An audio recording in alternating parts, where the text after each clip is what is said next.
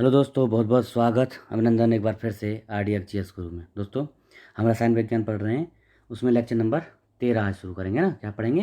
कार्बनिक अम्ल और विस्फोटक पदार्थ ही पढ़ लेंगे। 2 छोटे छोटे लेक्चर को कंप्लीट करेंगे, ठीक है। चलो शुरू करते हैं बिना समय गवाए। पैट के लिए प्रो रणनीति बनाने जा रहा हूँ मैं। आज क्लियर कर दूंगा आपकी पैट के लिए क्या मैं करने जा रहा हूँ आपके लिए। तैयार हो जाइए। सबसे पहले एग्जाम पैट आ रहा है, दिल्ली पुलिस आ रहा है, इन दोनों के लिए बेहतरीन रणनीति लेके आ रहा हूँ मैं, ठीक है। तैयार रहिए बस। आज मैं प्लान कर रहा हूँ पूरा, ओके। चलो पहला क्वेश्चन है, कथन कारण का क्वेश्चन आ गया पहला। फॉर्मिक एसिड एसिटिक एसिड से अधिक तेज होता है, सही है? बिल्कुल राइट है। फॉर्मिक एसिड ऑर्गेनिक एसिड है, ये भी सही है। दोनों ही सही हैं, दोनों सही हैं, लेकिन इसकी व्याख्या नहीं है। ये तो बी ऑप्शन हो जाएगा इसका। कौन सा होगा? बी। मतलब ए और आर दोनों सही हैं, लेकिन ए आर जो है ए की व्याख्या नहीं है। फॉर्मिक अम्ल HCOOH एसिटिक अम्ल दोनों ऑर्गेनिक यानी कार्बनिक अम्ल हैं। और जो फॉर्मिक अम्ल है ये एसिटिक अम्ल, ये होता है एसिटिक अम्ल का CH3COOH, और ये होता है HCOOH, है ना। इससे अधिक तेज होता है। कौन सा? फॉर्मिक अम्ल तेज होता है, एसिटिक अम्ल हल्का होता है, क्योंकि इसमें H+ आयन प्रोटॉन आसानी से मुक्त होता है, ठीक है, इसलिए ये कारण है। अगला देखते हैं, लंबे समय तक कठोर शारीरिक कार्य के पश्चात मांसपेशियों में थकान का अनुभव होता है, किस लिए? तो भैया लैक्टिक एसिड जमा हो जाता है, डी ऑप्शन। लैक्टिक अम्ल का संचय त्वरित न होकर एक कालिक प्रक्रिया है।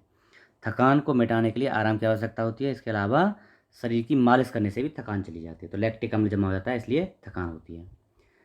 किसी द्रव के एकत्रित होने पर मांसपेशियों, किस द्रव के एकत्रित होने पर मांसपेशियों में लैक्टिक एसिड हो जाएगा, तो थकान। मांसपेशियों में किस अम्ल के एकत्रित होने पर थकावट महसूस होती है? कहाँ है लैक्टिक एसिड? ये हो गया, है ना। तो हमारा हो गया 4 में ए। अगला आ जाओ 5 नंबर पे। नींबू खट्टा किस कारण होता है? तो भैया साइट्रिक अम्ल के कारण, डी ऑप्शन। नींबू में साइट्रिक अम्ल पाया जाता है। यह शरीर में विटामिन सी की कमी को पूरा करता है। विटामिन सी की कमी से स्कर्वी नामक रोग हो जाता है। एसिटिक अम्ल सिरके में पाया जाता है, एसिटिक अम्ल सिरके में, और जब टार्टरिक इमली में होता है ना। टार्टरिक इमली में। नींबू में मुख्यतः कौन सा होता है? अभी पढ़े साइट्रिक अम्ल। सूची 1 को सूची 2 से आपको मिलाना है। तो लैक्टिक अम्ल किसमें? दूध में। एसिटिक अम्ल किसमें? सिरका में। तो 3 4 हो गया।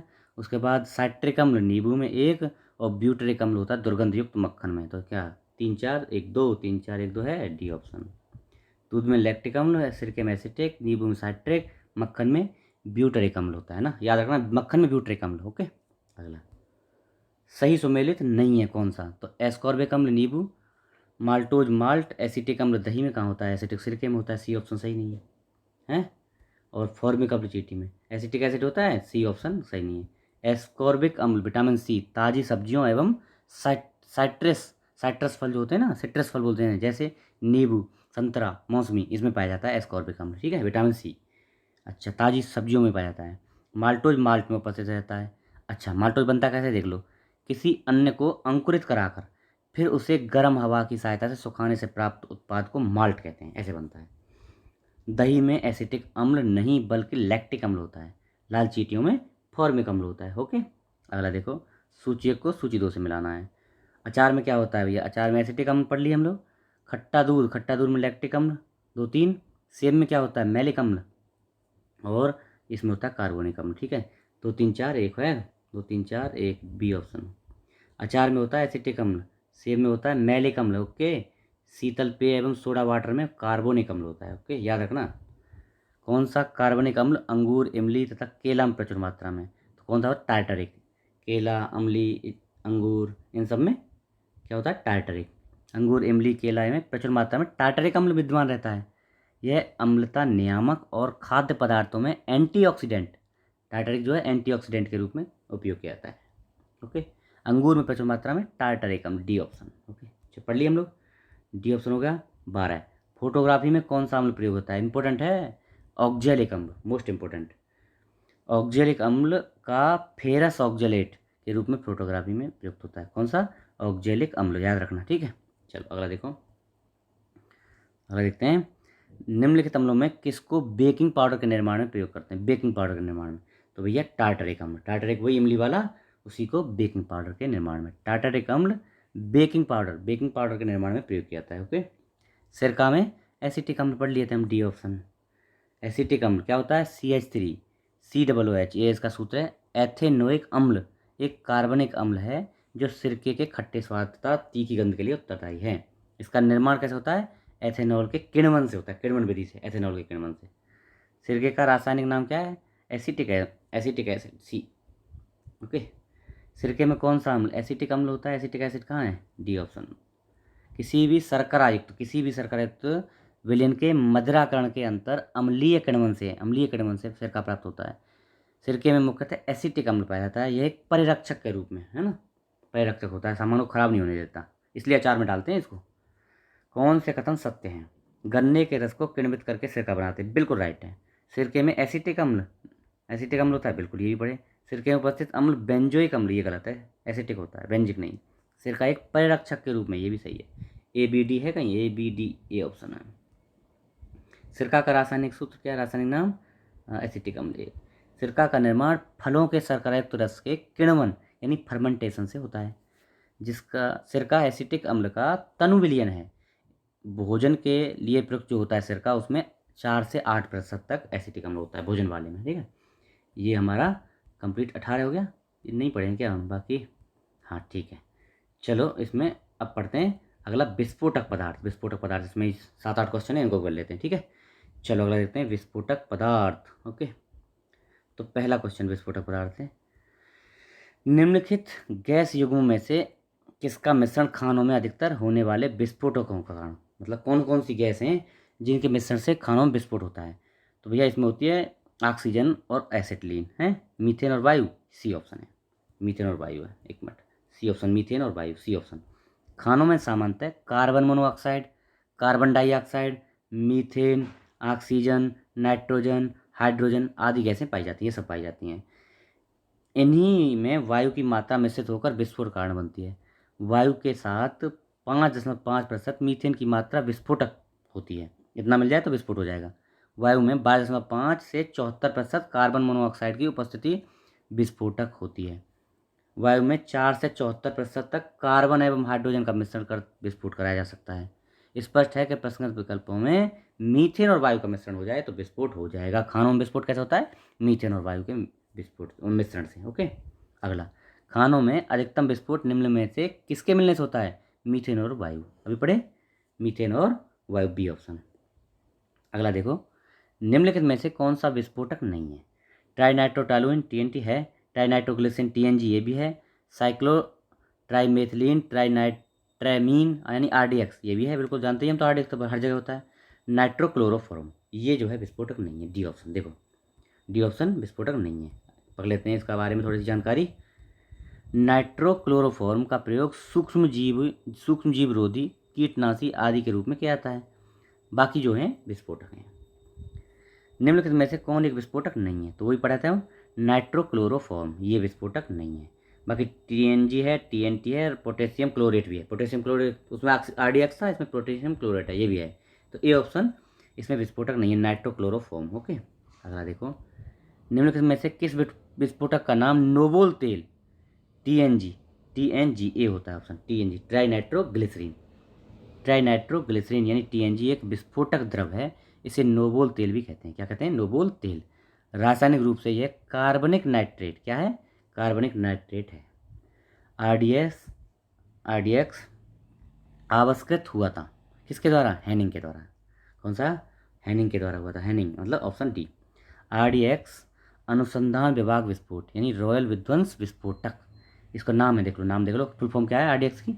Research department explosive. और एक चीज़ और आपको याद दिला दूँ, मेरे चैनल का भी नाम RDX है ना। RDX मतलब बहुत भयंकर, जिसका जो है इम्पैक्ट बहुत तगड़ा हो, उसको RDX बोलते हैं। इसलिए मेरे चैनल का भी इम्पैक्ट बहुत तगड़ा होने वाला है, मैंने इसलिए इसी के बेस पे नाम रखा है RDX है। कुछ और कारण भी है, चलो वो बाद में डिस्कस करेंगे। तो होता है रिसर्च डिपार्टमेंट एक्सप्लोजिव या रॉयल डेमोलिशन एक्सप्लोजिव, दोनों नाम है, इनका ही संक्षिप्त रूप है RDX। इसे औपचारिक रूप से ये नाम भी है, देखो इसका ये नाम भी है, साइक्लोट्राइमेथिलीन ट्राइनाइट्रोमीन या साइक्लोनाइट भी कहा जाता है। यह एक शक्तिशाली क्या है? विस्फोटक है, शक्तिशाली विस्फोटक है। इसकी खोज जर्मनी के जॉर्ज फ्रेडरिक हैनिंग ने की थी। ओके, तो इसमें 2-3 चीज़ याद रख दो। RDX की फुल फॉर्म याद रख लो, रिसर्च डिपार्टमेंट एक्सप्लोजिव या रॉयल डेमोलिशन एक्सप्लोजिव। दूसरा इसका अन्य नाम भी रख लो, साइक्लोट्राइमेथिलीन ट्राइनाइट्रामीन, या उसको मत रखो तो ये जरूर रख लेना साइक्लोनाइट। ये बहुत इंपॉर्टेंट है, ये भी पूछता है। और खोजने किसने की थी? फ्रेडरिक हैनिन ने, जॉर्ज फ्रेडरिक हैनिन ने। ये 3 चीज़ याद रखना। ओके, अगला देखो, निम्नलिखित कथनों में से कौन सा सत्य बताना है? डीडीटी एक रोगाणुनाशक है, टीएनटी एक कीटनाशक है। टीएनटी कीटनाशक है क्या? विस्फोटक है यार, यही गलत है। अरे सत्य पूछा है ना, पर हमको सत्य पूछा है ना, एक मिनट, सत्य पूछा है। अच्छा, आरडीएक एक विस्फोटक है, देखो ये सही है सी। डीडीटी एक रोगाणुनाशक नहीं है, पेस्टिसाइड है, ये भी गलत हो गया। टीएनटी कीटाणुनाशक नहीं है, विस्फोटक है, ये गलत हो गया। आरडीएक्स एक विस्फोटक है, ये सही है। और एलएसडी एक विषाणुनाशक है, ये भी गलत है। तो सी ऑप्शन सही है ना, सी ऑप्शन सही है। आरडीएक्स रिसर्च डिपार्टमेंट एक्सप्लोजिव एक अति विस्फोटक, बहुत ज़्यादा अति विस्फोटक ठोस होता है जिसका रासायनिक सूत्र याद रख लेना, थोड़ा सा देख लेना, नजर मार लेना बस। C3H6N6O6, सब 6 हैं, बाकी सी में ही 3 है। C3H6N6O6 होता है। आरडीएक्स वास्तव में साइक्लोट्राइमेथिलीन ट्राइनाइट्राएमिन है। इसे अन्य नामों जैसे साइक्लोनाइट, हैक्स, ये नाम याद रखना। T4 भी बोलते हैं इसको, T4, साइक्लोनाइट, हेक्सोजेन, ये सब नाम है। हेक्सोजन, साइक्लोनाइट, T4, ये अन्य नाम है इसके। इन नामों से जाना जाता है। टीएनटी से भी अधिक विस्फोटक है, या टीएनटी से भी बहुत अधिक विस्फोटक होता है। इसके विस्फोट का वेग 8750, इसको बोलते हैं वीओडी, वेलोसिटी ऑफ डेटोनेशन। जो डेटोनेट होता है ना जब ये, तो उसका स्पीड होती है 8750 मीटर पर सेकंड, इतनी स्पीड से भागता है। इसकी उच्च विस्फोटकता के कारण इसका प्रयोग द्वितीय विश्व युद्ध के अवसर पर व्यापक रूप से किया गया। आरडीएक्स एक रंगहीन ठोस पदार्थ है। हेक्सामाइन पर सघन नाइट्रिक अम्ल डालकर इसको बनाया जाता है। किस पर? हेक्सामाइन पर सघन नाइट्रिक अम्ल डालकर है। तो अगला क्वेश्चन हमारा, निम्नलिखित में से कौन सा एक आरडीएक्स का अन्य नाम है? तो हेक्सामाइन है, साइक्लोनाइट पढ़े ना, साइक्लोनाइट देखो आ गया, यही पूछा है अभी, यूपीसीएस और आईएएस में पूछा है 2007 में। तो डी ऑप्शन, ठीक है, डी ऑप्शन सही है। अगला देखो, निम्नलिखित में से किस एक को विस्फोटक की तरह प्रयोग किया जाता है? Phosphorus, mercury oxide, graphite, nitroglycerine, है ना। नाइट्रोग्लिसरीन एक भारी रंगहीन तेलीय विस्फोटक तरल पदार्थ है। इसे ग्लिसरीन ट्राइनाइट्रेट या 1,2,3 ट्राइनाइट्रेट के नाम से भी जाना जाता है। ग्लिसरीन ट्राइनाइट्रेट या 1,2,3 ट्राइनाइट्रेट ग्लिसरीन विस्फोटक है एक। ओके, अगला, निम्नलिखित विस्फोटकों में किसमें नाइट्रोग्लिसरीन एक आवश्यक संघटक के रूप में नहीं पाया जाता?